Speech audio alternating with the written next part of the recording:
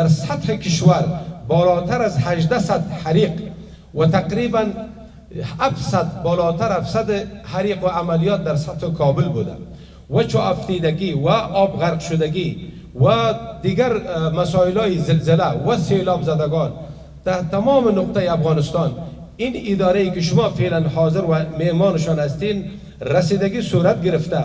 4 ارادجات موتر هم زنه و هم لفت و هم خرطومی که داره وقت ضرورت از 54 متر مردم را نجات هم داده میتونه و کسایی که بند بمانند منزلا و هم مال جان مردم را نجات داده میتونه. بسیار قیمتی بود. ولله الحمد ایران امروز پیشروی ما افتتاح میکنیم.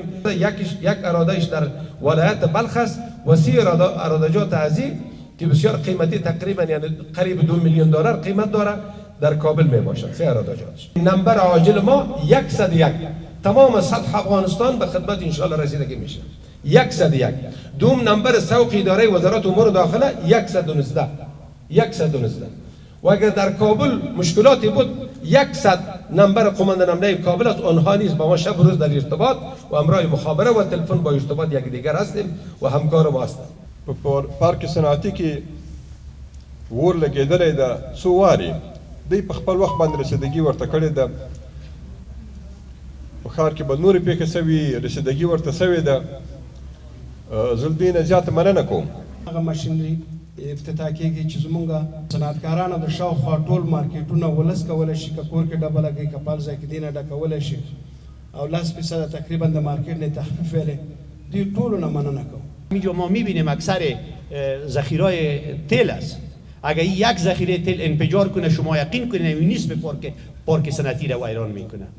بناهن پارک‌های صنعتی که جای رشد است، جای تکامل است، جای صنعت است، اما قدر خطرناک است. بناهن به این توجه و صورت بگیره. از عموم شرکت‌ها و فابریکات تجارتی و تولیدی احتراما تقاضا می‌گردد تا به منظور رسیدگی به موقع کاهش و جلوگیری از آتش سوزی‌های احتمالی تعداد پرسنل خویش را جهت فراگیری آموزش ترینینگ‌های اطفایوی به این ریاست معرفی تا به حیث اطفایچیان رضاکار تربیه و در صورت ضرورت از آنها استفاده صورت گیرد.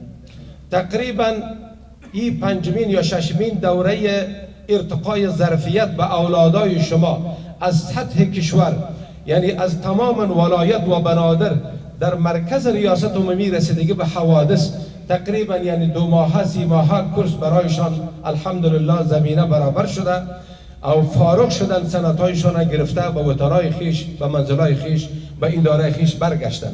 علاوه از این برابر تقریبا یعنی 39,000 4000 رسیدگی رضاکارا در سطح افغانستان تربیه شدند.